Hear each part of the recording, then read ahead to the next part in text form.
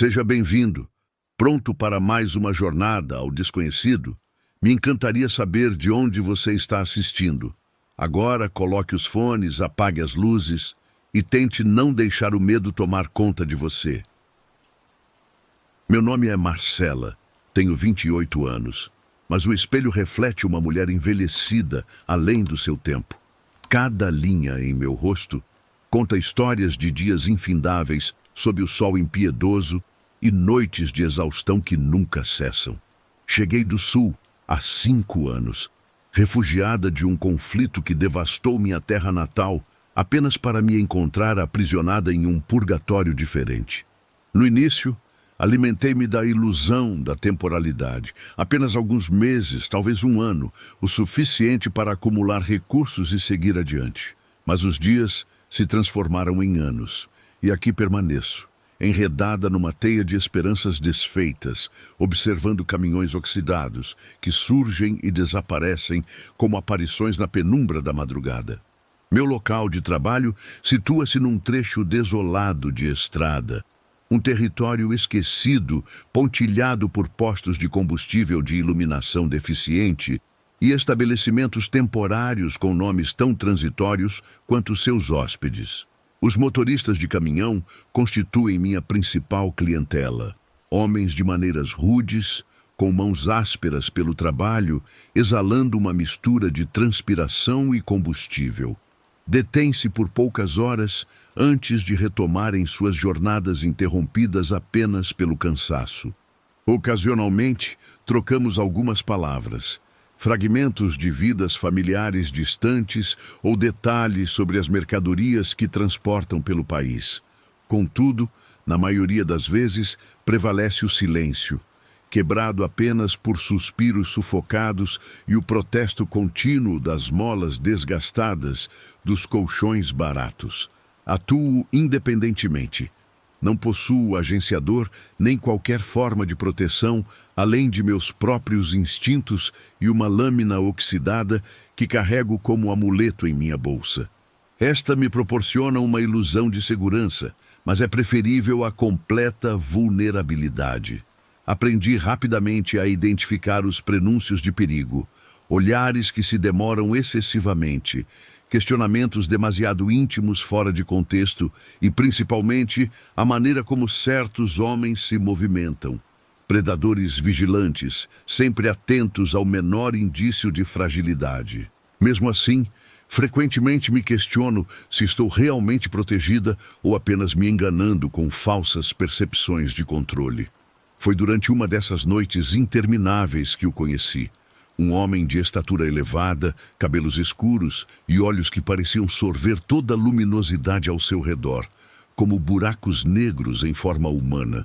Conduzia um caminhão branco, desprovido de qualquer identificação, estacionando no acostamento onde habitualmente aguardo clientes. Trajava vestimentas simples, jeans e uma camisa preta desbotada pelo tempo, mas havia algo em sua presença que me provocou um desconforto imediato, uma inquietação primitiva que reverberava em meus instintos mais básicos. Falava pouco, limitando-se a me observar com aquele olhar penetrante que provocava uma sensação nauseante. Quando finalmente se pronunciou, sua voz era surpreendentemente serena, quase melodiosa, mas possuía uma qualidade metálica subjacente, como se cada sílaba fosse meticulosamente calibrada para um efeito específico. "Quanto você cobra?" indagou, mantendo seu olhar fixo em mim. Respondi automaticamente mencionando minha tarifa habitual, enquanto uma voz interior me alertava para recusar aquele cliente. Ele não insistiu, apenas assentiu silenciosamente e indicou o motel mais isolado da rodovia, um estabelecimento que eu evitava deliberadamente devido à sua localização obscura e reputação duvidosa.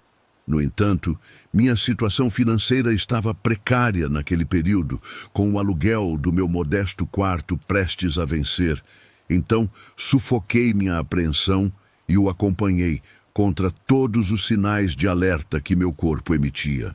A atmosfera dentro do motel era opressiva, saturada com o odor persistente de umidade e produtos químicos baratos. Ele selecionou o quarto mais afastado da recepção, e enquanto percorríamos o corredor estreito, notei que mantinha uma distância incomumente respeitosa, quase como se tentasse não me alarmar. Paradoxalmente, este comportamento apenas intensificou minha inquietação. Ao adentrarmos o quarto, ele fechou a porta e voltou-se para mim com um sorriso enigmático que não alcançava seus olhos. "Você parece exausta", comentou, como se iniciasse uma conversa casual. "Esta existência deve ser particularmente árdua para alguém como você." Permaneci em silêncio. Jamais discuto aspectos pessoais com clientes, uma regra de sobrevivência nesta profissão, mas ele parecia diferente, como se já possuísse informações sobre mim que transcendiam nosso breve encontro. Começou a circular pelo quarto, examinando minuciosamente cada detalhe, como se estivesse criando um mapa mental do ambiente. Então, virou-se abruptamente e questionou: "Você já considerou abandonar esta vida?" A pergunta me desestabilizou. Era uma reflexão que me atormentava diariamente, mas nunca verbalizaria, especialmente para um desconhecido. "Por que me pergunta isso?" Retruquei, esforçando-me para manter a compostura. Ele encolheu os ombros, mantendo aquele sorriso perturbador.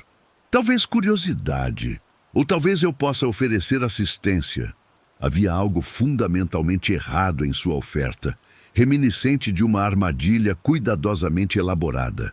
Antes que pudesse articular uma resposta, ele extraiu do bolso um volumoso maço de notas e o depositou sobre a mesa. "Isto supera consideravelmente seus ganhos mensais", declarou, seus olhos reluzindo com uma intensidade que me fez recuar instintivamente. "Tudo o que precisa fazer é acompanhar-me. Ninguém jamais saberá." Senti uma onda gelada percorrer minha espinha. Reconheci imediatamente a natureza da armadilha, mas também compreendi que não podia simplesmente abandonar o local. Ele me superava fisicamente, e havia algo em sua expressão que sugeria que uma recusa não seria aceita pacificamente. Tentei preservar a calma e simulei considerar sua proposta. "Preciso refletir", murmurei, mas ele negou com a cabeça como se antecipasse minha tentativa de evasão. "Você não dispõe dessa opção", afirmou, e pela primeira vez detectei uma ameaça explícita em seu tom. Naquele momento, a realidade de minha vulnerabilidade me atingiu com força total. Não havia ninguém para intervir, nenhum aliado que pudesse me socorrer. Encontrava-me completamente isolada, confrontando uma ameaça que não conseguia compreender plenamente. Ele avançou em minha direção e, instintivamente, agarrei a faca enferrujada em minha bolsa. Quando vislumbrou o reflexo da lâmina, hesitou momentaneamente, proporcionando-me o segundo crucial para correr em direção à saída. Abri a porta violentamente e clamei por socorro, mas o corredor jazia vazio e meu grito reverberou inutilmente na escuridão. Ele me perseguiu, mas eu já havia alcançado a rua, correndo desesperadamente em direção à rodovia. O terror alimentava cada passo e não ousei olhar para trás até estar suficientemente distante para recuperar o fôlego. Quando finalmente parei, percebi que minhas mãos tremiam incontrolavelmente e que lágrimas silenciosas escorriam por meu rosto. Naquela noite, assimilei uma lição dolorosa, que, independentemente de meus esforços, a verdadeira segurança permaneceria sempre além do meu alcance. Nos dias subsequentes, retornei ao trabalho, impelida pela necessidade de sobrevivência, mas algo fundamental havia se transformado em meu interior. Comecei a observar detalhes anteriormente negligenciados, olhares prolongados que comunicavam intenções ocultas, gestos sutis carregados de significados implícitos, palavras aparentemente inocentes que ocultavam ameaças veladas. E, embora ainda necessitasse garantir minha subsistência, iniciei uma busca por alternativas para escapar deste ciclo de exploração e perigo. Talvez um dia eu encontre uma saída genuína deste labirinto, uma oportunidade de reconstruir minha existência longe das sombras da estrada. Mas, por enquanto, persisto aqui, lutando diariamente contra as correntes invisíveis que me aprisionam a esta realidade, carregando cicatrizes que vão muito além daquelas visíveis em minha pele envelhecida prematuramente. Cada amanhecer traz consigo a promessa frágil de que talvez, apenas talvez, este seja o dia em que encontrarei meu caminho para a luz.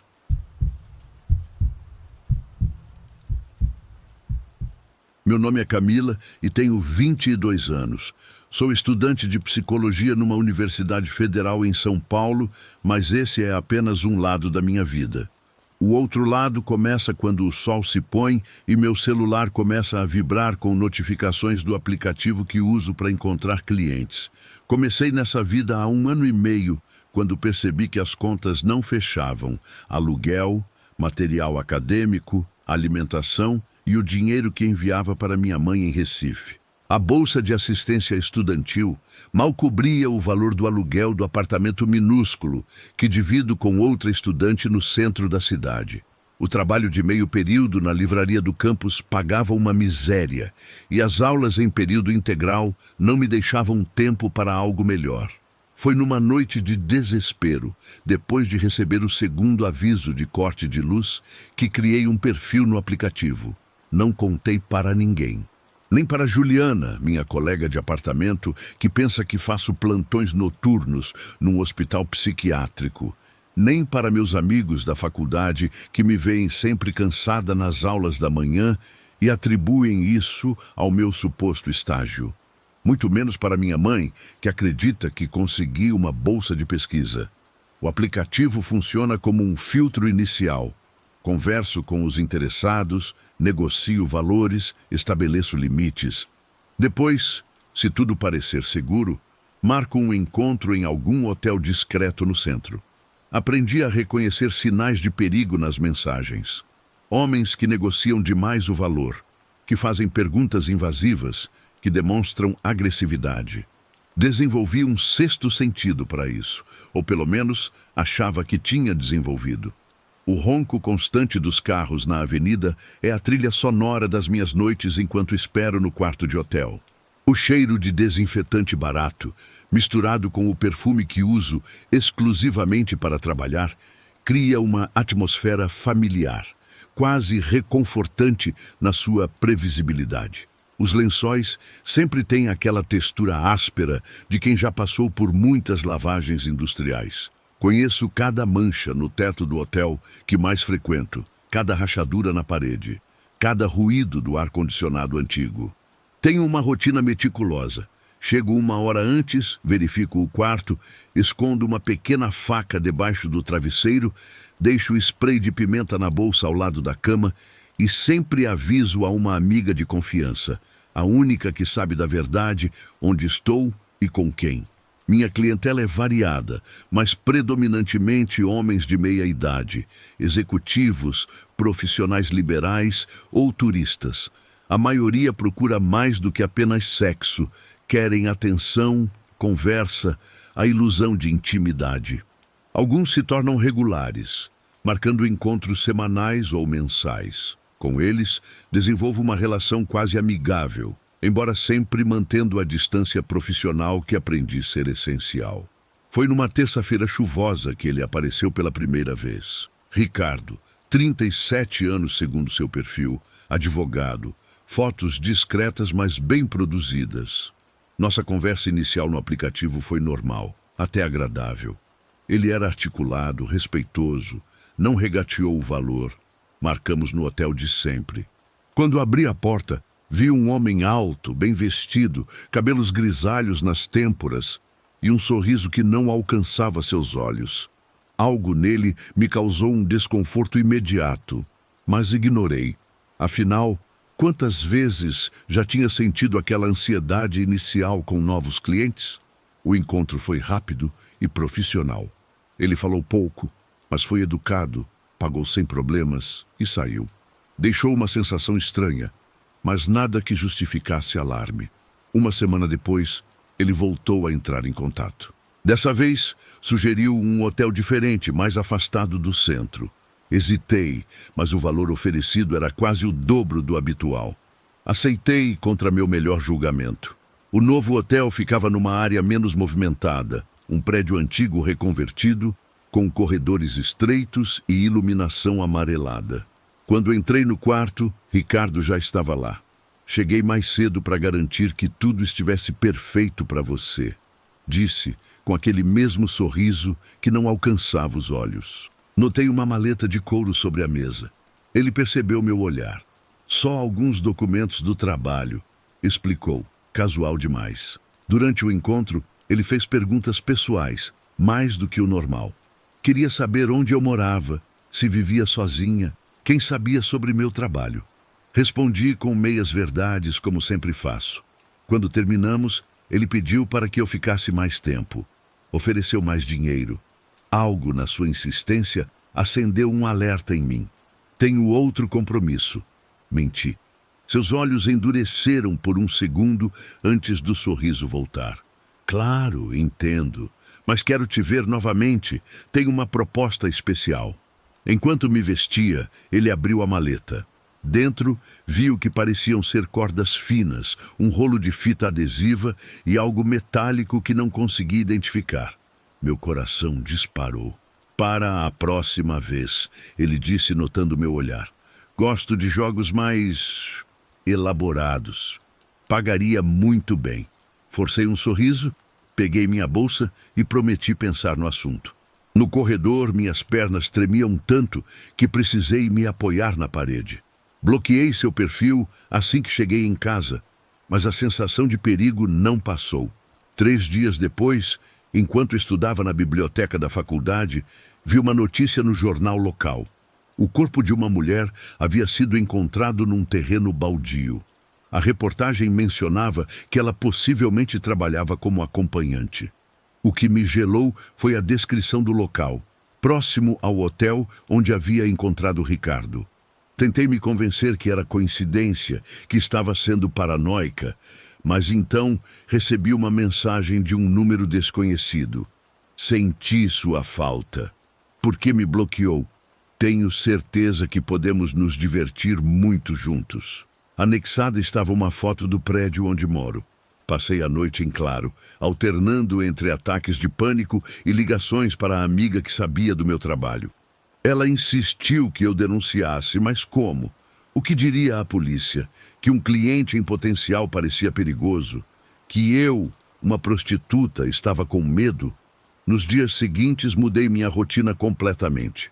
Parei de usar o aplicativo, faltei às aulas, fiquei na casa da minha amiga.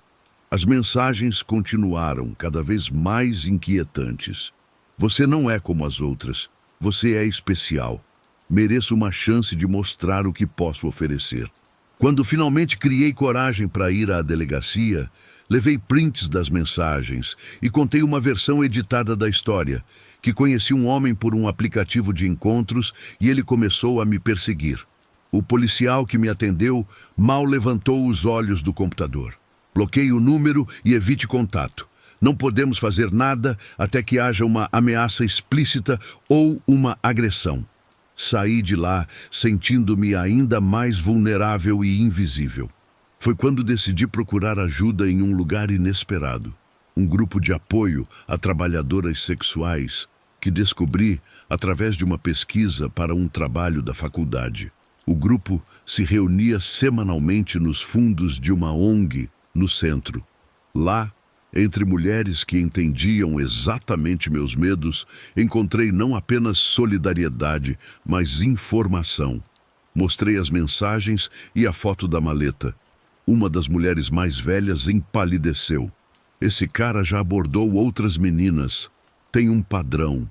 Começa normal, depois sugere encontros em lugares isolados, fala de fetiches com cordas. Outra mulher confirmou. Uma amiga minha desapareceu depois de sair com um cliente assim. A polícia nem investigou direito. Naquela noite, o grupo tomou uma decisão coletiva. Me protegeriam. Organizaram um esquema de segurança, com mulheres se revezando para ficar comigo. Uma delas, que trabalhava como segurança durante o dia, me ensinou técnicas de defesa pessoal. Outra, que tinha contatos na polícia, conseguiu informações sobre casos similares. Descobrimos que havia pelo menos 3 desaparecimentos com o mesmo padrão nos últimos 2 anos. Mulheres que trabalhavam sozinhas, através de aplicativos. Mulheres cuja ausência demorou a ser notada. Mulheres como eu. Uma semana depois, Ricardo apareceu na porta do meu prédio. Não estava sozinho. Eu também não. 4 mulheres do grupo estavam comigo, além de um policial fora de serviço que era irmão de uma delas. Quando Ricardo me viu saindo cercada, hesitou. O policial se aproximou, mostrando discretamente seu distintivo. Algum problema aqui? Ricardo murmurou algo sobre um engano e se afastou rapidamente. Naquela noite, chorei como não chorava desde criança. De alívio, de medo, de gratidão. As mulheres do grupo me acolheram de uma forma que nunca experimentei antes. Sem julgamentos, sem perguntas sobre por que eu estava naquela vida. Apenas solidariedade pura. Hoje, 6 meses depois, ainda estou na universidade. Ainda trabalho como acompanhante, mas com muito mais cuidado e sempre conectada à rede de proteção que encontrei. Ricardo desapareceu depois daquele dia, mas sabemos que existem outros como ele. A polícia finalmente começou a investigar os desaparecimentos, depois que conseguimos reunir evidências suficientes e pressionar através de uma advogada voluntária da ONG. Não sei se algum dia teremos justiça. O que sei é que encontrei uma comunidade onde antes só via clientes.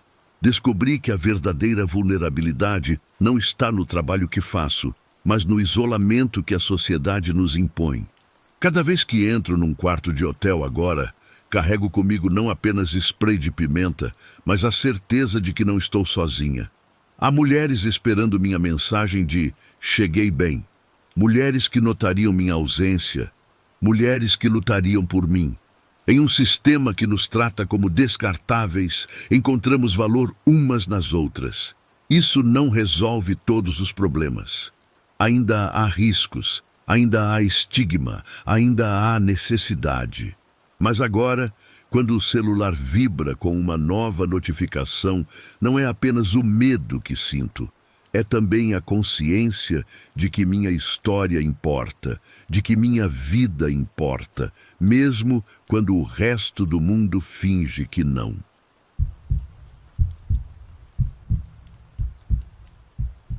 O sol de Recife tem um jeito particular de tocar a pele, como se conhecesse todos os segredos que carregamos. Tenho 26 anos e 2 vidas que não se tocam. De dia, sou Catarina, estudante de arquitetura na Universidade Federal, filha dedicada que visita a mãe aos domingos no interior, a 40 quilômetros daqui. À noite, sou Sabrina, que trabalha na casa de massagem mais discreta da cidade, frequentada por homens que dirigem carros importados e usam alianças de ouro. Não é uma história bonita de contar, mas é minha história. Cheguei a Recife há 5 anos, com uma mala de roupas e o sonho de ser a primeira pessoa da família a ter diploma universitário. Minha mãe, que criou 4 filhos sozinha vendendo tapioca na feira, chorou de orgulho quando recebi a carta de aprovação. O que ela não sabia é que a bolsa de estudos cobria apenas a mensalidade, não o aluguel, nem os livros caríssimos, nem as pranchas de desenho, nem a comida. Nos primeiros meses, equilibrei 3 trabalhos: garçonete pela manhã, monitoria à tarde, telemarketing aos fins de semana. Dormia 4 horas por noite e ainda assim não era suficiente. Foi Denise, colega do curso, que notou minhas olheiras permanentes, quem sugeriu a casa de massagem. Você ganha em uma noite o que ganha em uma semana nesses subempregos, explicou ela, que já trabalhava lá havia 1 ano. E o melhor, ninguém precisa saber. A casa fica numa rua arborizada de um bairro de classe média alta, uma construção colonial pintada de amarelo claro que poderia facilmente passar por um consultório de psicologia ou um ateliê de arte. Por dentro é toda espelhos, Luz indireta e música ambiente. Cheira a incenso de sândalo misturado com algum produto de limpeza cítrico. O som constante de água correndo vem das pequenas fontes decorativas espalhadas pelos corredores. Dona Marlene, a proprietária, tem 60 anos e jeito de professora aposentada. Foi ela quem me explicou as regras. Higiene impecável, discrição absoluta, nada de drogas, nada de bebedeira e, acima de tudo, nada de envolvimento pessoal com clientes. Aqui não é puteiro, é estabelecimento de alto padrão, ela repetia como um mantra. Os homens vêm buscar mais que sexo, vêm buscar uma fantasia, uma pausa da realidade. Seu trabalho é ser essa pausa. Aprendi rápido a reconhecer os tipos. Os tímidos, que falam de esporte para disfarçar o nervosismo. Os arrogantes, que tratam tudo como transação comercial. Os carentes, que pagam pela hora inteira mais para conversar que para qualquer outra coisa. Recife é uma cidade pequena, disfarçada de metrópole. Todo mundo conhece alguém que conhece alguém. Já atendi professor da faculdade, amigo do meu irmão, até um tio distante, que felizmente não me reconheceu sob a meia-luz e a maquiagem. O medo de ser descoberta é uma sombra constante, mas o dinheiro faz a diferença entre sonhar e realizar.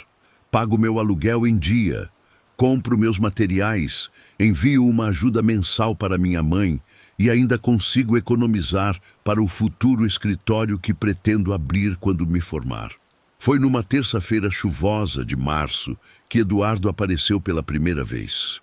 Homem de 40 e poucos anos, arquiteto renomado na cidade, dono de um dos maiores escritórios de arquitetura do Nordeste. Reconheci seu nome imediatamente. Seus projetos eram estudados nas nossas aulas. Alto, cabelos grisalhos, mãos de quem desenha há décadas. Quando entrou na sala de massagem, notei algo diferente no seu olhar. Não era o desejo habitual, nem o constrangimento dos novatos, mas uma curiosidade genuína. É sua primeira vez aqui? Perguntei, seguindo o roteiro de sempre. Primeira e última, respondeu com um meio sorriso. Vim por insistência de um sócio. Não costumo frequentar esses lugares. Algo na sua honestidade me desarmou. Conversamos sobre arquitetura durante quase toda a hora que ele pagou. Quando finalmente nos tocamos, foi diferente. Havia uma conexão que transcendia o profissional.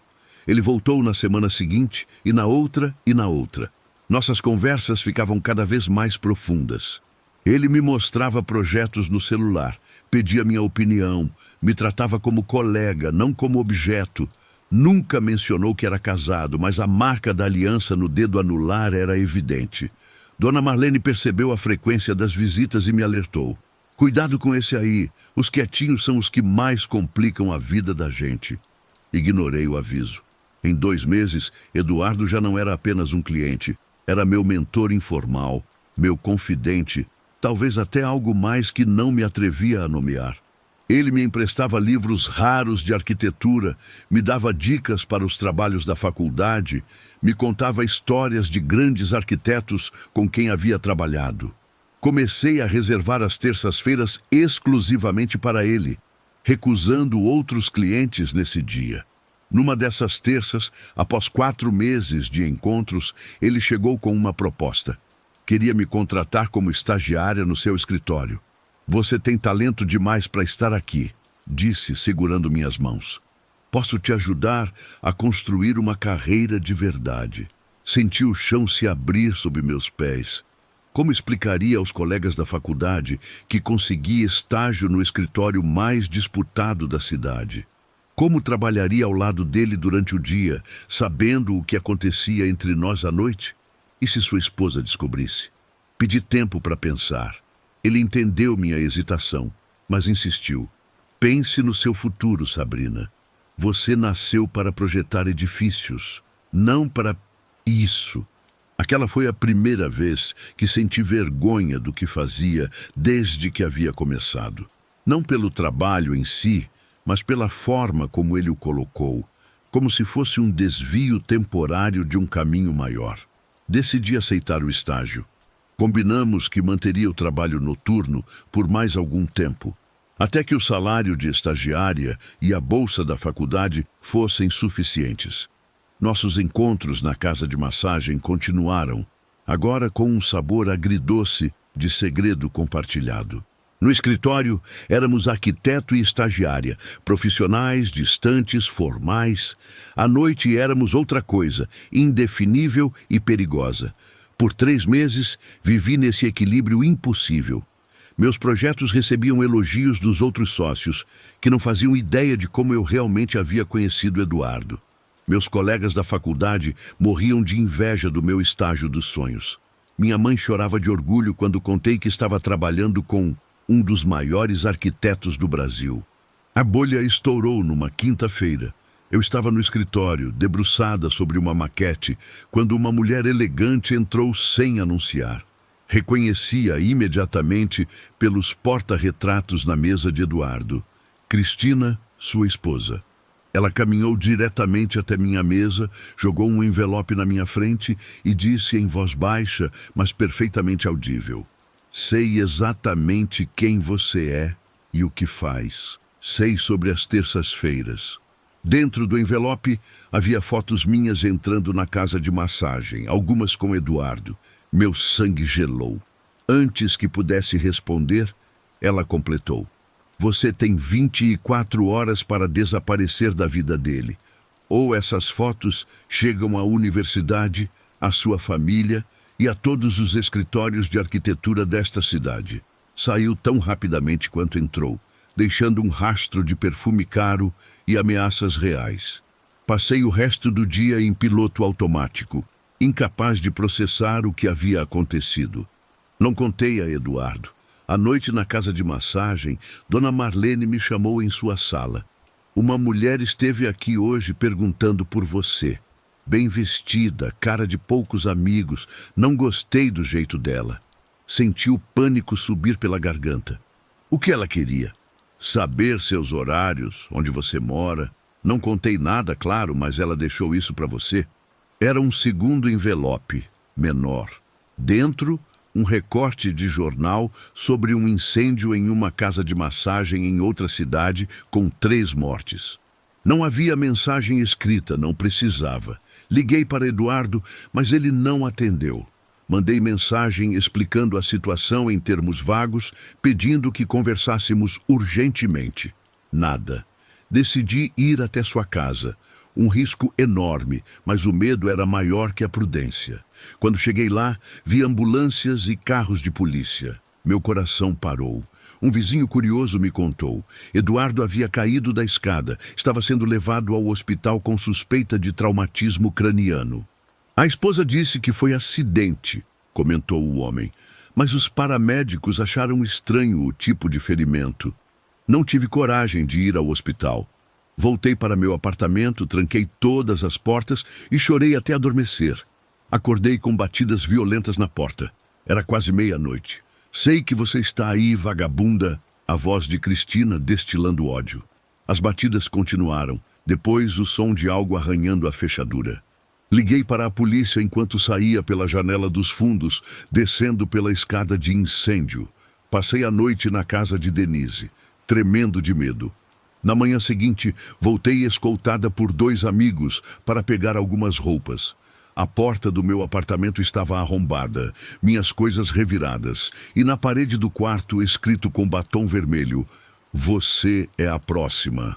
A polícia registrou a ocorrência, mas sem muito interesse. Para eles, era apenas mais uma briga por causa de homem casado. Faltei ao estágio, à faculdade e à casa de massagem por uma semana inteira. Quando finalmente criei coragem para verificar meu celular, havia dezenas de mensagens de Eduardo. Estava no hospital, mas se recuperando.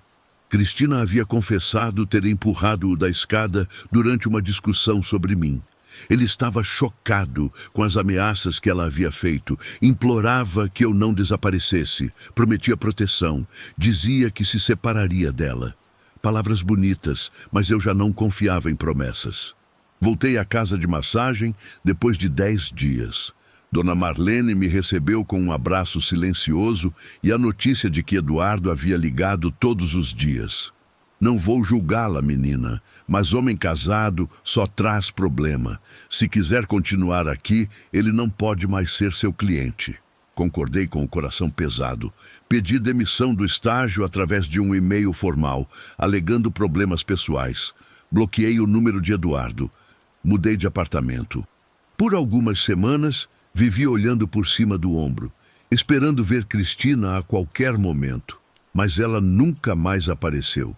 Soube depois que Eduardo havia usado as ameaças contra mim como prova no processo de divórcio e pedido de medida protetiva. A vida seguiu. Continuei na faculdade e na casa de massagem.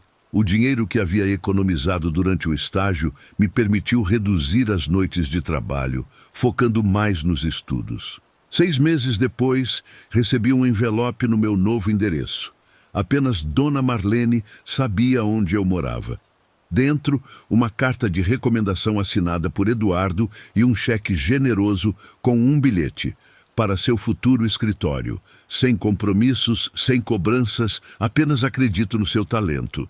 Não depositei o cheque, mas guardei a carta. Hoje, quase 1 ano depois daquela noite de terror, estou prestes a me formar. Ainda trabalho na casa 2 vezes por semana, o suficiente para manter as contas em dia. Alguns clientes antigos perguntam por que estou mais distante, menos disponível emocionalmente. Não explico que aprendi da pior maneira possível o valor da regra número 1 de Dona Marlene. Nada de envolvimento pessoal. O estranho é que não consigo odiar Eduardo, nem mesmo Cristina. Entendo o desespero que leva alguém a ameaçar, a machucar. O mesmo tipo de desespero que me levou à casa de massagem anos atrás. Não tão diferente, apenas manifestado de outra forma. Às vezes, enquanto desenho projetos para meu trabalho final, imagino como teria sido se tivesse conhecido Eduardo em outras circunstâncias. Numa palestra, numa exposição de arquitetura. Seríamos apenas arquiteto e estudante, sem os quartos de meia luz entre nós. Mas então, lembro que sem a casa de massagem, eu provavelmente teria abandonado a faculdade no 2º ano, sufocada por dívidas e empregos mal pagos. Cada prédio que desenho carrega essa contradição. Foi o dinheiro dessa vida noturna que permitiu meus sonhos diurnos. Quando me formei, na semana passada, olhei a plateia procurando rostos conhecidos. Minha mãe estava lá, orgulhosa, acreditando que sua filha havia conquistado tudo apenas com estudo e trabalho duro. Dona Marlene também estava, discreta num canto, a única pessoa que conhecia minha história completa. Eduardo não apareceu, mas mandou flores com um cartão. Arquitetos transformam espaços vazios em possibilidades. Você transformou minha vida. Parabéns. Amanhã começo um trabalho novo, em um pequeno escritório de arquitetura. O salário não é extraordinário, mas é honesto e suficiente para que eu possa finalmente deixar a casa de massagem. Ainda assim, não sinto vergonha do caminho que percorri. Cada cliente, cada noite, cada nota dobrada discretamente me trouxe até aqui. Esta cidade que redesenharei com meus projetos futuros foi a mesma que me ensinou que sobrevivência e sonhos às vezes seguem rotas que não escolheríamos se tivéssemos outras opções. Quando desenho edifícios agora, penso nas múltiplas vidas que acontecerão dentro deles. As oficiais, mostradas nas janelas iluminadas, e as secretas, escondidas em cantos de sombra. Projeto espaços para ambas, porque aprendi que todos vivemos nessa dualidade, alguns mais que outros. E isso, talvez, seja o que me tornará uma arquiteta diferente. Alguém que sabe que todo o espaço construído abriga não apenas corpos, mas também seus segredos.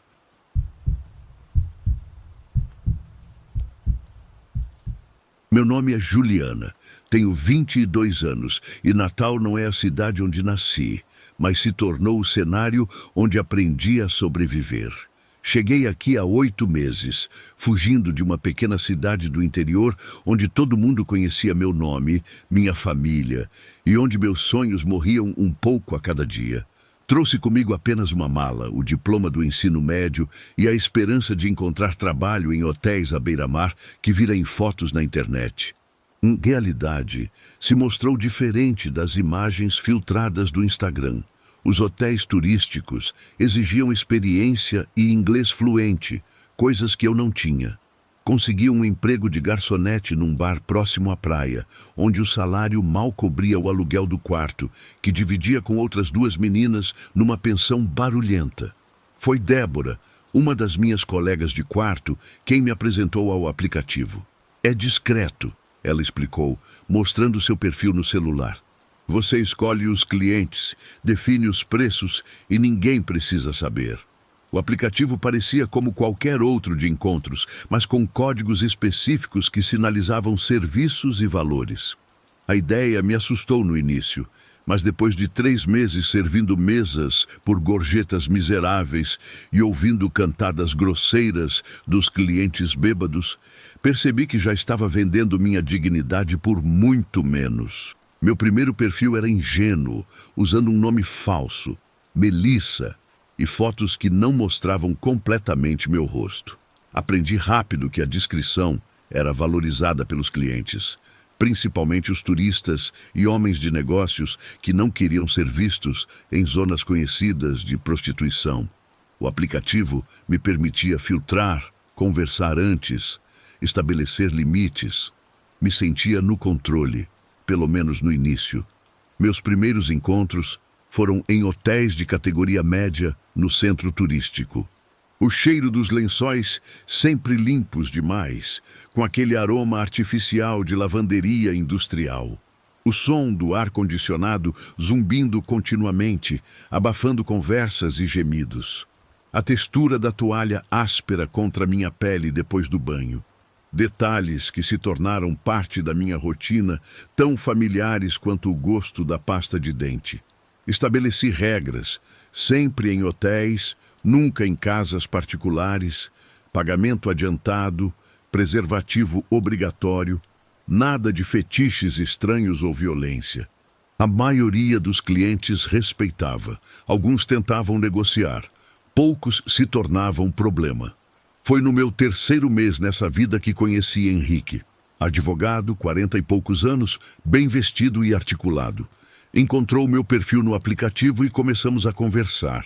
Ele parecia diferente, educado, interessado em mim além do serviço, oferecendo um valor acima do que eu normalmente cobrava. Nosso primeiro encontro foi no hotel mais caro da orla. Ele pediu o melhor quarto, com vista para o mar. Trouxe vinho, conversou sobre literatura, descobriu que eu gostava de ler e me tratou como se fôssemos um casal. Quando terminamos, deixou uma gorjeta generosa além do valor combinado. Quero te ver regularmente, disse antes de sair. Você é especial. Aquelas palavras tão simples alimentaram algo em mim que estava faminto. A sensação de ser valorizada. Henrique se tornou cliente fixo, sempre às quartas-feiras. Trazia presentes pequenos, um livro, um perfume, uma pulseira discreta. Pagava bem e pontualmente. Em pouco tempo comecei a depender daquele dinheiro para manter um padrão de vida que nunca tive antes. Um apartamento só meu, num bairro melhor, roupas de marca, até um curso de inglês que comecei a frequentar, pensando em oportunidades futuras. Mas havia um preço além do meu corpo. As noites se tornaram mais longas, os encontros mais numerosos. O aplicativo não parava de vibrar com novas solicitações. Para aguentar a rotina, comecei a beber mais. Primeiro apenas nos encontros, quando os clientes ofereciam.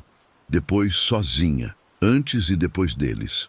O álcool suavizava as bordas da realidade, tornava tudo mais tolerável. Em algum momento, não sei precisar quando, aceitei experimentar uma droga oferecida por um cliente. A sensação de energia, de poder, de invencibilidade era exatamente o que eu precisava para continuar sorrindo.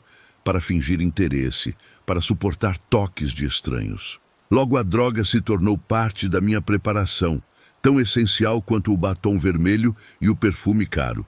Foi numa dessas noites, já alterada pela combinação de álcool e drogas, que cometi o erro que mudaria tudo. Henrique pediu para me fotografar.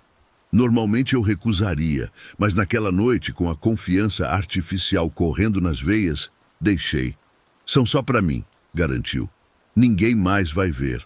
3 semanas depois, ele começou a mudar. Ligações a qualquer hora, mensagens possessivas, perguntas sobre outros clientes. Quando tentei estabelecer limites, veio a primeira ameaça velada. Seria uma pena se aquelas fotos vazassem, não é? Tentei terminar nossos encontros. Foi quando descobri que Henrique não era apenas um advogado bem-sucedido, mas tinha conexões com políticos locais e com a polícia. Tenho amigos que adorariam saber sobre seu negócio, disse em uma mensagem. O medo se instalou como um parasita. Comecei a usar mais drogas para lidar com a ansiedade, para me manter alerta. Mudei minha rotina, troquei de aplicativo, criei um novo perfil. Mas Natal, apesar de ser uma capital, tem o tamanho de uma cidade pequena quando se trata de segredos. Henrique me encontrou novamente. Numa noite de temporal, típica da estação chuvosa, ouvi batidas na porta do meu apartamento. Não tinha clientes agendados. Pelo olho mágico vi Henrique encharcado, o rosto contorcido, numa expressão que nunca tinha visto antes. Não abri. Ele continuou batendo, depois gritando meu nome verdadeiro. Não Melissa, mas Juliana. Gritou sobre as fotos, sobre como eu o havia traído atendendo outros homens, sobre como eu era ingrata depois de tudo que ele tinha feito por mim. Liguei para a polícia, mas desliguei antes de completar a chamada. E se fossem amigos dele? E se, em vez de me protegerem, me prendessem por prostituição?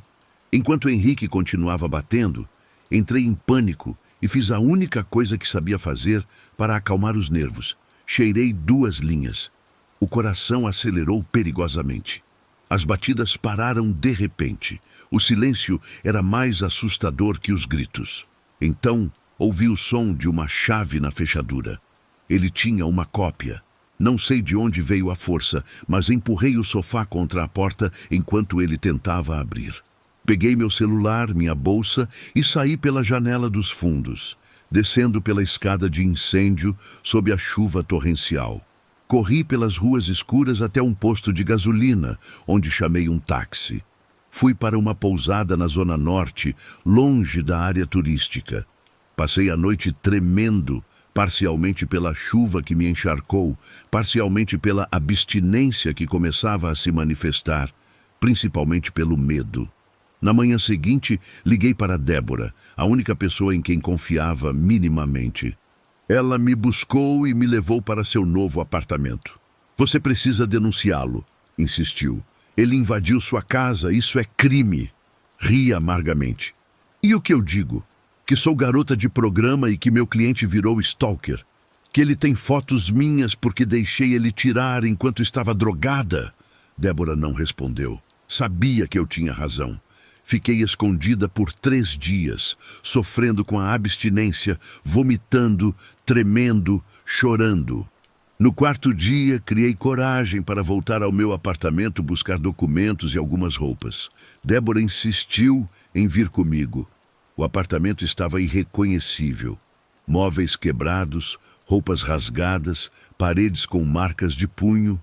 Na parede do quarto, escrito com batom, vagabunda. Peguei o que pude e saí correndo. Naquela mesma noite, Débora recebeu uma mensagem de um número desconhecido. Diga para sua amiguinha que não adianta se esconder. Sei onde ela está. Junto, uma foto minha entrando no prédio de Débora, tirada naquele mesmo dia. O pânico me consumiu. Precisava sair de Natal. Comprei uma passagem de ônibus para o dia seguinte, para uma cidade a 300 quilômetros dali. Mas antes que pudesse embarcar, Henrique me encontrou na rodoviária. Não sei como ele descobriu. Estava esperando na fila para embarque quando senti uma mão no meu braço. Precisamos conversar. disse ele, a voz calma demais. Não vou deixar você ir embora assim. Tentei me soltar. Gritei por ajuda. As pessoas olharam, mas ninguém interferiu. Apenas mais uma briga de casal. Henrique me arrastou para o estacionamento, para seu carro. Você arruinou minha vida, disse enquanto dirigia para fora da cidade. Minha esposa encontrou as suas fotos. Estou sendo processado. Perdi meus clientes. Sua voz era monótona, desconectada. Percebi que estava em perigo real. O carro acelerava pela estrada litorânea, em direção às dunas desertas. Quando ele diminuiu a velocidade numa curva, abri a porta e me joguei para fora. Rolei pelo asfalto, sentindo minha pele sendo arrancada, ossos batendo contra o chão duro. A dor era insuportável, mas o instinto de sobrevivência mais forte. Me arrastei para a vegetação densa ao lado da estrada, enquanto ouvia o carro frear bruscamente, depois dar marcha ré. Fiquei imóvel entre os arbustos, respirando o mais silenciosamente possível, sentindo o sangue escorrer por minhas pernas e braços. Henrique passou por ali 2, 3 vezes, chamando meu nome, alternando entre súplicas e ameaças. Quando finalmente partiu, esperei mais 1 hora antes de me arrastar de volta à estrada. Um caminhoneiro me encontrou ao amanhecer, coberta de sangue e sujeira. Contei uma história sobre assalto e sequestro. Ele me levou ao hospital mais próximo. Fraturei o braço esquerdo, rompi ligamentos do joelho, perdi parte da pele das costas e pernas. Os médicos perguntaram se queria denunciar o assalto. Disse que não me lembrava do rosto dos agressores. Passei 2 semanas no hospital. Ninguém me visitou. Usei o tempo para desintoxicar, sofrendo com os sintomas da abstinência sob o olhar desconfiado dos enfermeiros. Quando recebi alta, tinha cicatrizes que nunca desapareceriam e um medo que se tornara parte de mim. Vendi o pouco que tinha, um celular antigo, algumas joias baratas e comprei uma passagem para minha cidade natal. Voltei como filha pródiga, inventando histórias sobre um emprego que não deu certo, um namorado violento, um acidente. Minha mãe acreditou ou fingiu acreditar. Hoje, 6 meses depois, trabalho na farmácia do meu tio. Ganho um salário mínimo, divido o quarto com minha irmã mais nova e economizo cada centavo para um dia voltar a estudar. Às vezes, quando estou sozinha, toco as cicatrizes nas minhas pernas e penso em como foram poucos meses em Natal, mas como mudaram tudo. Nunca mais usei nenhum tipo de droga, mas o desejo ainda aparece nos momentos de fraqueza.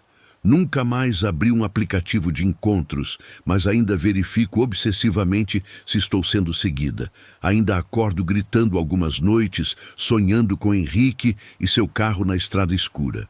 O que aprendi em Natal não está nos folhetos turísticos, que algumas cicatrizes não são visíveis, que a linha entre escolha e necessidade é mais tênue do que imaginamos, que a justiça funciona diferente para pessoas diferentes e que, às vezes, sobreviver é a única vitória possível.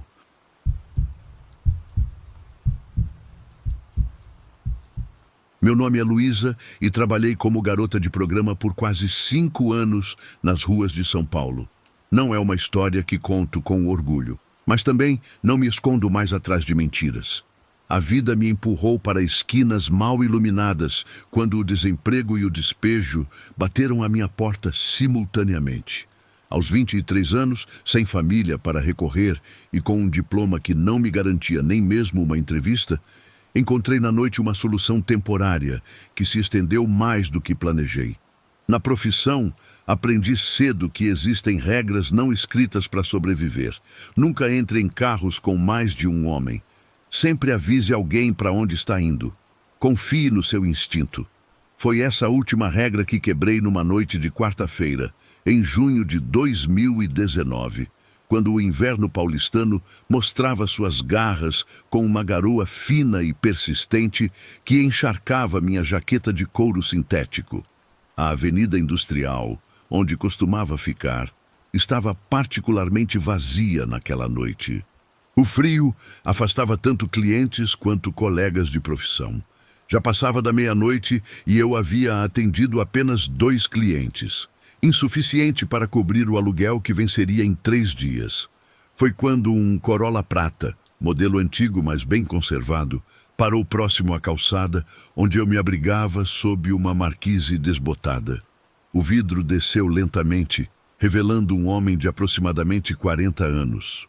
Cabelos grisalhos nas têmporas, óculos de armação fina e um sorriso que não alcançava seus olhos. Apresentou-se como Augusto, médico de um hospital particular da Zona Sul. Sua voz era calma e educada, quase reconfortante naquela noite gelada. "Quanto pelo programa completo?" perguntou sem rodeios, mas mantendo um tom respeitoso que raramente encontrava nas ruas. Informei o valor e ele concordou sem negociar. Primeiro sinal que deveria ter me alertado. Clientes que não pechincham geralmente têm outras intenções. Mas o frio e a necessidade embotaram meu julgamento. Quando ele sugeriu irmos para um motel na Zona Leste, algo dentro de mim hesitou. Era longe demais do meu território habitual.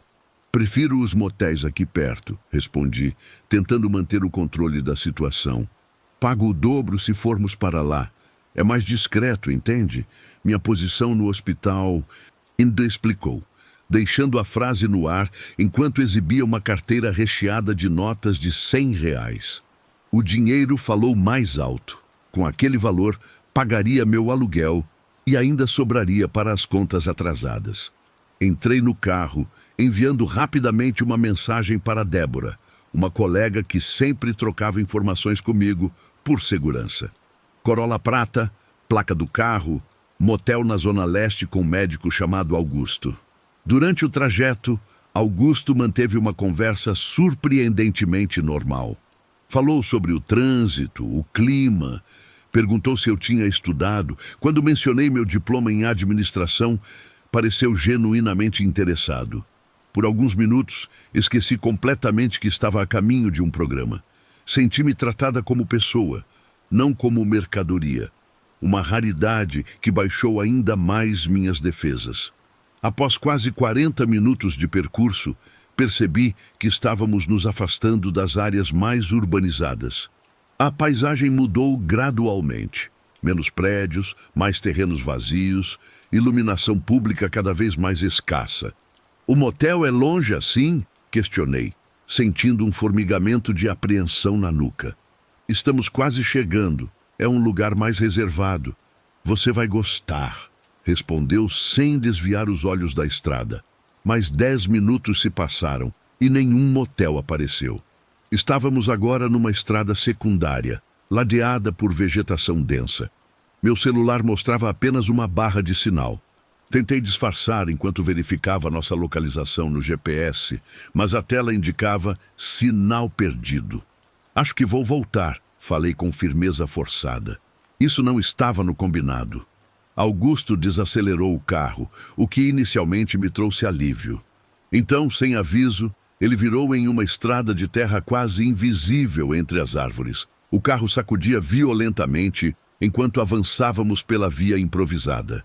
Minhas mãos tremiam enquanto eu tentava desbloquear o celular para uma ligação de emergência. "Não tem sinal aqui", comentou casualmente, como se lesse meus pensamentos. "Nunca tem." Foi quando notei a transformação em seu rosto. O sorriso educado deu lugar a uma expressão vazia, quase mecânica. Seus olhos, antes indiferentes, agora brilhavam com uma intensidade perturbadora. "Você sabe quantas como você desaparecem todo ano?" perguntou com uma tranquilidade aterradora. "Ninguém procura. Ninguém se importa de verdade." Meu corpo inteiro congelou.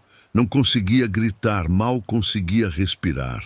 O carro finalmente parou em uma clareira onde se erguia uma construção baixa de alvenaria, semelhante a um galpão abandonado.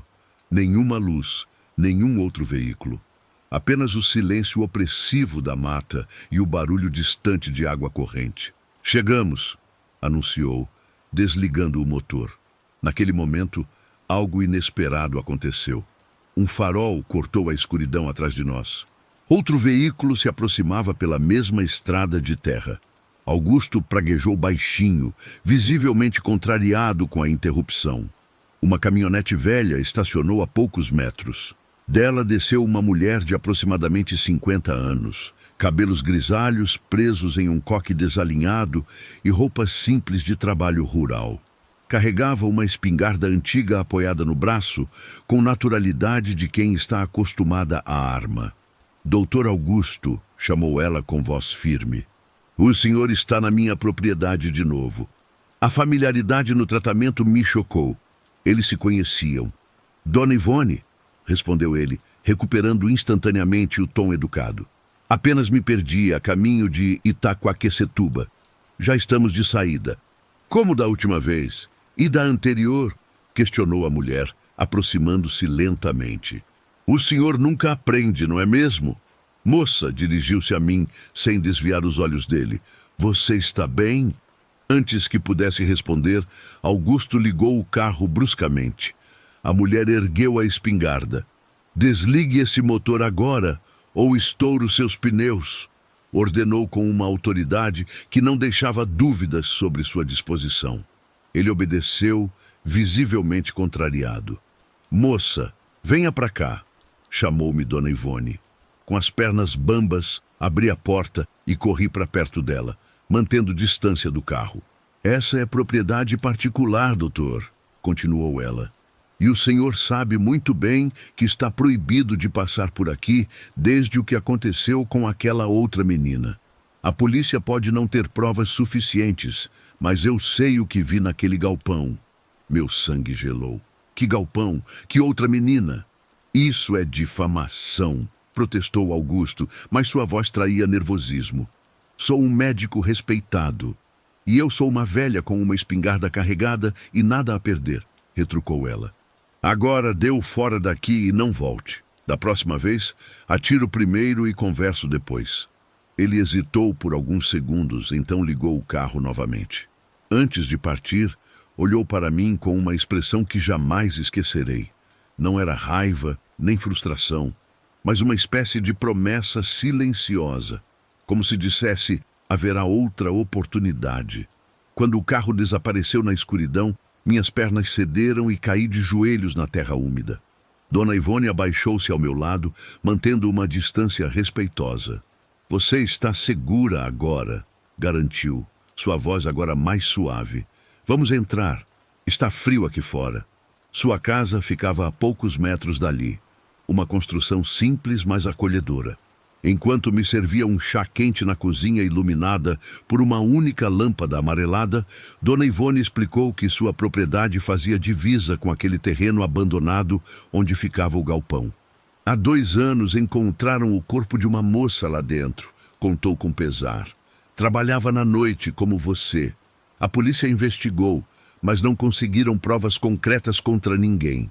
Porém, eu tinha visto o carro dele por aqui várias vezes antes disso acontecer.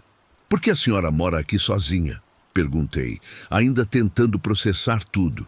Depois que meu marido morreu, os filhos queriam que eu vendesse tudo e fosse para a cidade. Mas esta terra foi conquistada com muito suor. Além disso, ela fez uma pausa, olhando pela janela. Alguém precisa ficar de olho naquele lugar. Desde aquela morte, outras 3 moças desapareceram na região. Coincidência que sempre vejo carros diferentes passando por aqui à noite? Dona Ivone me deixou usar seu telefone fixo para chamar um táxi da cidade mais próxima. Enquanto esperávamos, ela me mostrou recortes de jornal que guardava meticulosamente. Notícias sobre desaparecimentos de garotas de programa na região metropolitana nos últimos 5 anos. Em alguns casos, corpos foram encontrados em áreas remotas. Em outros, apenas o silêncio e a ausência. A polícia não conecta os casos, explicou ela. Para eles, são apenas prostitutas que se envolveram com drogas ou fugiram. Ninguém investiga a fundo. Quando o táxi chegou, Dona Ivone recusou o dinheiro que ofereci e me entregou um pequeno papel com seu número. Se precisar de ajuda ou souber de algo, me ligue, pediu. E, por favor, saia dessa vida enquanto pode. No caminho de volta para São Paulo, não consegui parar de pensar em quantas mulheres como eu haviam entrado em carros, como o de Augusto, e nunca mais foram vistas. Quantas teriam chegado até aquele galpão? O que acontecia lá dentro? 2 semanas depois, enquanto assistia ao jornal local, vi o rosto de Augusto na tela. Havia sido preso após uma denúncia anônima levar a polícia até um porão em sua casa na Zona Sul. Lá, encontraram evidências que o conectavam ao desaparecimento de pelo menos 5 mulheres nos últimos 3 anos. O repórter mencionava cenas de horror, sem entrar em detalhes, provavelmente pela natureza gráfica do conteúdo. Reconheci, no fundo de uma das imagens mostradas pela reportagem, um recorte de jornal idêntico aos que Dona Ivone colecionava. Aquela noite mudou minha vida de formas que nunca imaginei. Não apenas pelo horror que quase experimentei, mas pela segunda chance que recebi.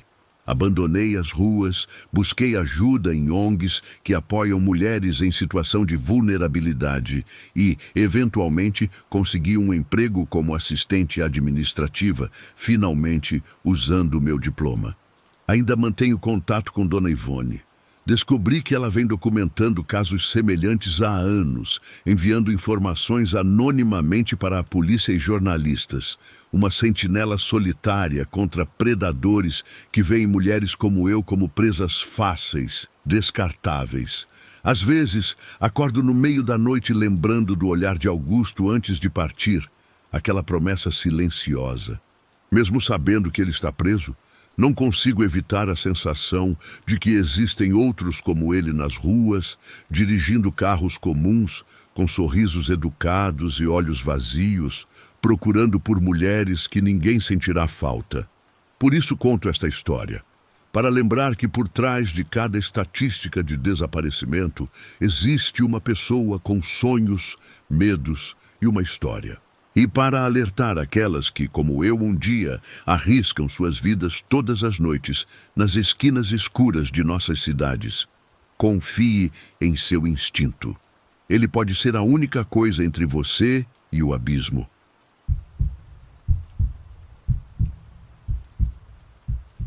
Nunca acreditei em superstições até começar a trabalhar na Alameda Santos. Meu nome é Vitória, tenho 28 anos. E as cicatrizes em meu pulso esquerdo são a prova física de que nem tudo que acontece nas noites de São Paulo pode ser explicado pela lógica ou pela ciência. Entrei para a vida noturna aos 19 anos, não por desespero financeiro como muitas colegas, mas por uma escolha calculada. Com a mensalidade da faculdade de psicologia, consumindo todo o meu salário de recepcionista, a prostituição parecia uma solução pragmática. 3 noites por semana garantiam minha independência e meus estudos. O plano era simples, usar o corpo para financiar a mente, formando-me em 5 anos e deixando essa vida para trás.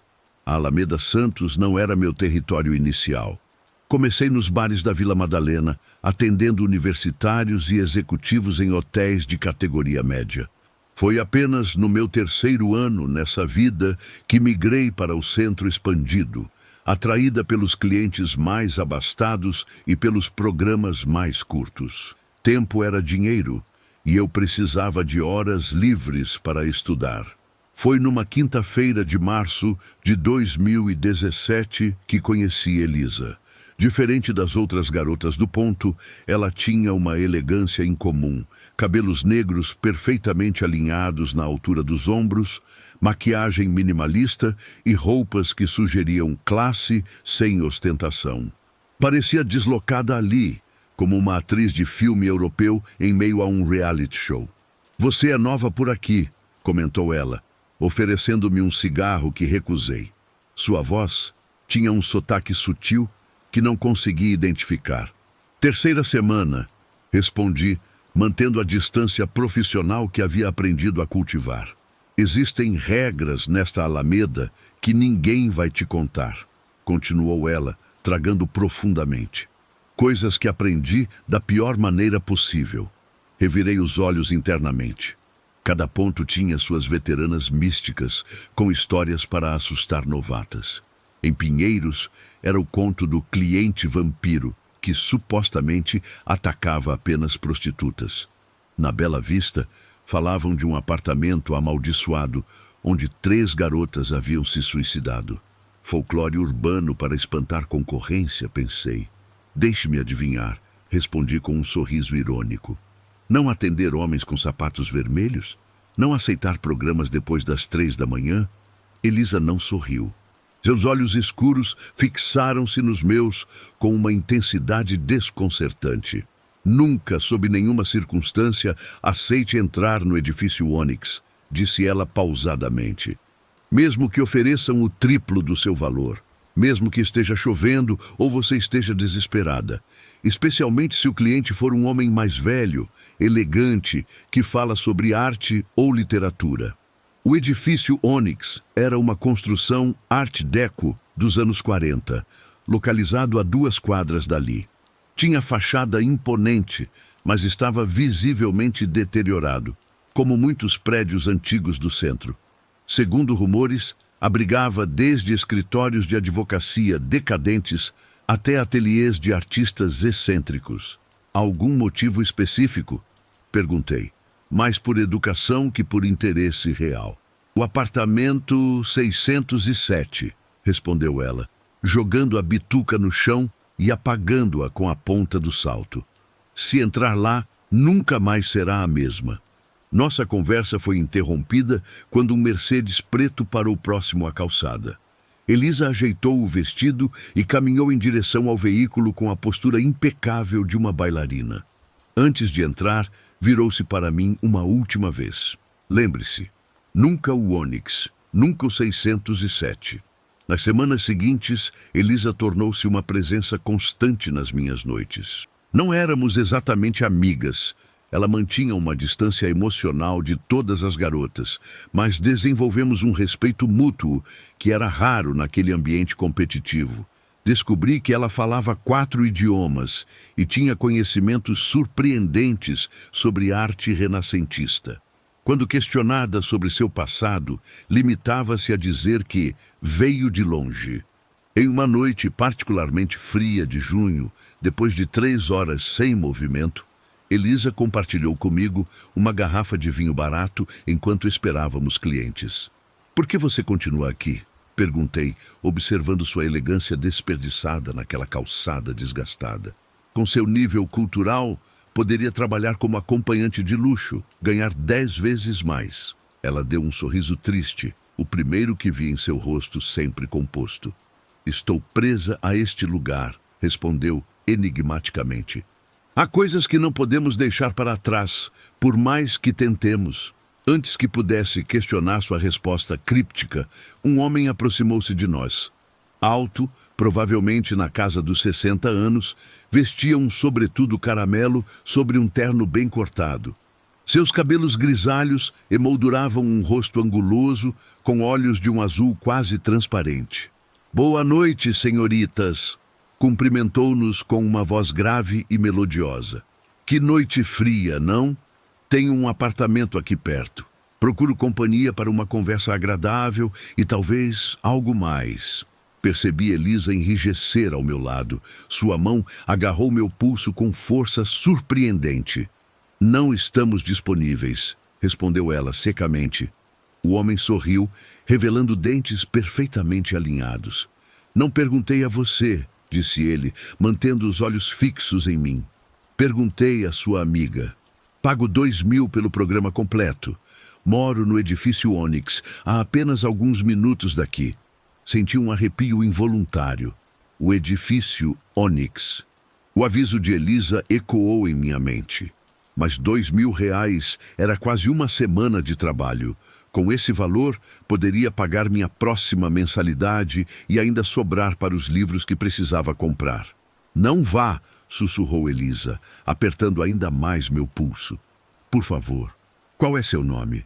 Perguntei ao homem, ignorando o apelo de Elisa. Gabriel, respondeu ele, professor de História da Arte em uma universidade renomada. Arte. Outro elemento do aviso de Elisa. Mas a coincidência parecia absurda demais. Provavelmente ela teve uma experiência ruim com algum cliente semelhante e generalizou o trauma. Vou com você, decidi, libertando meu pulso do aperto de Elisa. Mas o pagamento é adiantado. Gabriel sorriu novamente, retirando uma carteira de couro, da qual extraiu várias notas.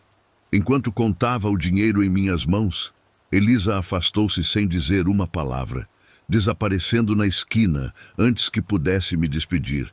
O edifício Onyx era ainda mais imponente de perto. O saguão de entrada, apesar do desgaste evidente, preservava a grandiosidade de outra época. Piso de mármore rachado, um lustre de cristal parcialmente quebrado, espelhos enormes com molduras trabalhadas cobrindo as paredes laterais. Construído em 1942, comentou Gabriel, enquanto esperávamos o elevador. Era considerado o prédio mais luxuoso da cidade. Dizem que Getúlio Vargas esteve aqui uma vez. O elevador, uma caixa metálica antiga com grades decorativas, subiu lentamente até o 6º andar. Durante o trajeto, notei que Gabriel não se refletia nos espelhos do elevador. Atribuía a estranha percepção ao cansaço e à iluminação precária. Quando as portas se abriram, um corredor estreito se revelou, iluminado por luminárias amareladas que criavam sombras alongadas nas paredes de papel de parede descascado. Caminhamos até o final do corredor, onde Gabriel parou diante de uma porta com os números 607 em metal oxidado. Meu coração acelerou. O apartamento 607, exatamente como Elisa havia alertado. Considerei desistir naquele momento, devolver o dinheiro e sair correndo. Mas a racionalidade falou mais alto. Eram apenas coincidências e eu não acreditava em superstições. O apartamento era surpreendentemente amplo e bem conservado em comparação com as áreas comuns do edifício. Uma sala elegante com móveis antigos abria-se para uma varanda com vista para a cidade. As paredes estavam cobertas de pinturas que pareciam originais, retratos de mulheres em diferentes épocas, todas com expressões enigmáticas. "Aceita uma taça de vinho?", ofereceu Gabriel, dirigindo-se a um aparador onde descansava uma garrafa aberta. "Sim, obrigada", respondi, ainda observando os quadros. Havia algo familiar naqueles rostos. Gabriel retornou com 2 taças, entregando-me uma delas. O vinho tinha um aroma peculiar, levemente metálico. "São suas modelos?", perguntei, indicando os retratos com um gesto. "De certa forma", respondeu ele, observando-me por cima da taça. "Prefiro chamá-las de musas. Cada uma contribuiu significativamente para minha arte."